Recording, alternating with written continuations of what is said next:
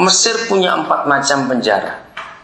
Yang pertama adalah penjara, kedua adalah kurungan. Di penjara itu seperti sekarang ini, orang masih bisa bebas. Kurungan itu di sel, nggak boleh keluar sama sekali. Kita lihat berapa terpidana mati seperti Amrosis ya, seperti kasus-kasus narkoba, di penjaranya khusus, nggak boleh ketemu siapa-siapa. Itu kurungan. Yang keempat itu buangan. Jadi Musa karena yang keempat dibuang ke padang pasir. Yusuf anak nomor 3 tutupan. Itu yang paling berat. Tutupan itu penjara bawah tanah, bentuknya seperti sumur. Jadi tidak ada sinar matahari. Yang di penjara situ cuma bisa berdiri, nggak bisa duduk apalagi tidur. Jadi berak kencing pun sambil berdiri. Maka itu di penjara itu mau waktunya keluar terus bercukur. Kenapa? Sudah kayak monyet Yusuf itu. Berganti pakaian karena dia sudah bau sekali untuk ketemu Firaun. Bayangkan sudah dalam tutupan seperti itu, kakinya dibelenggu dengan besi, lehernya masuk besi juga. Kejam sekali. Tapi Yusuf tidak pernah nyerah kalah.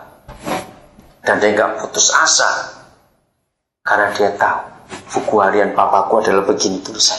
Aku yang harus di sini, dibentuk di sini. Jadi kalau orang itu bisa hidup dengan buku harian papa, orang itu nggak akan pernah ngomel dalam penderitaan, nggak akan pernah ngeluh dalam kesulitan, nggak akan. Karena dia tahu buku harian memang begini, aku harus ikuti. Maka itu dia nggak marah pada istri Potifar, enggak. Dia nggak maki-maki kakak-kakaknya yang menjual dia, tidak. Maka itu tadi di pasal 45 ayat 8, bukan kamu yang menyuruh aku ke Mesir. Pada saat kakak-kakaknya kok bisa bukan kamu, tapi Tuhan yang menyuruh aku. Masih ingat tadi? Nanti baca lagi. Kejadian 45 ayat 8. Kenapa Yusuf bisa berkata begitu? Karena dia tahu buku harian Papa, kau memang begini nulisnya. Di buku harian itu aku memang harus ada di Mesir. Dan kakak-kakakku yang dipakai. Dan di buku harian itu memang harus dibudak jadi budak. Aku harus dipenjara. Jadi bukan kamu yang menyuruh aku, Tuhan yang menyuruh aku.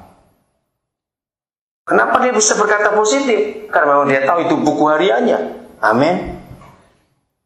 Kalau kita semua jalan di situ, hidup itu akan menyenangkan sekali. Renungkan.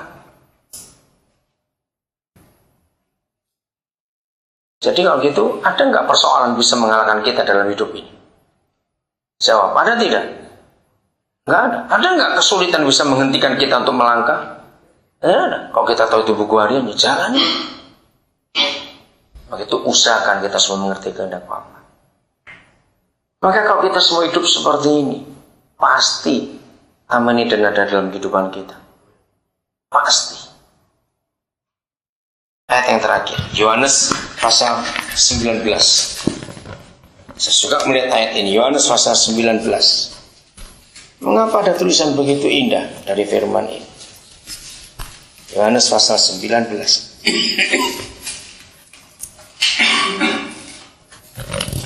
Bentar, ayat yang ke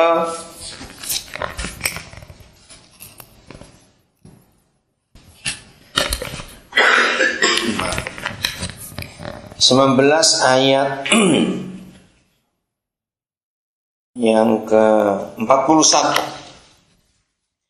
Dekat tempat, ini sudah, dekat tempat di mana Yesus disalibkan, Yohanes 19 ayat 41.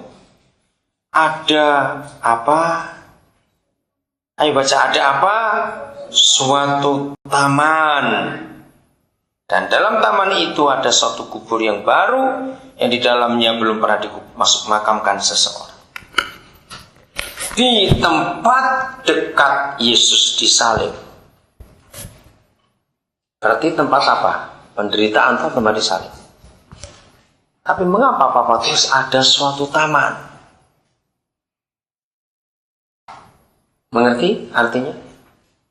Jadi kalau kita hidup dalam buku harian Papa kita yang dia sudah tulis untuk kita sejak kita belum lahir, dan kita bisa mengerti semua kehendaknya, di tempat penyaliban pun ada taman yang indah di situ. Katakan amin.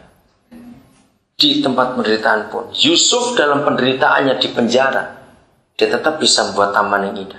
Buktinya ada orang teman penjaranya diselamatkan karena mimpinya ditafsirkan. Masih ingat kisah itu? Di tengah penderitaan kita pun, kalau kita jalan dalam jalan Bapa kita, tetap ada surga di situ, ada keindahan di situ.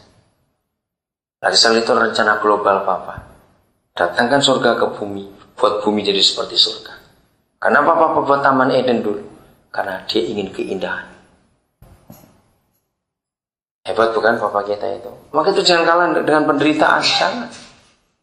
Karena semua sudah ditulis oleh dia untuk hidup kita yang indah ini. Tuhan menolong kita untuk jadi pelaku firman, dan kita jadi berkat buat orang-orang lain juga. Amin. Tuhan memberkati.